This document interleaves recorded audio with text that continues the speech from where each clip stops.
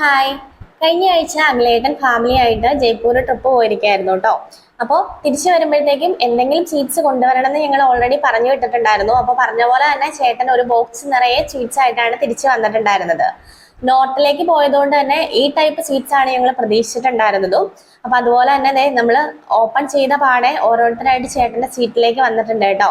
അപ്പോൾ ഇങ്ങനെ variety sweets ആയതുകൊണ്ട് തന്നെ കുറച്ചു നേരം എല്ലാവരും ഏതെടുക്കണം എന്ന് കൺഫ്യൂഷനൊക്കെ ആയിട്ട് നിന്നു.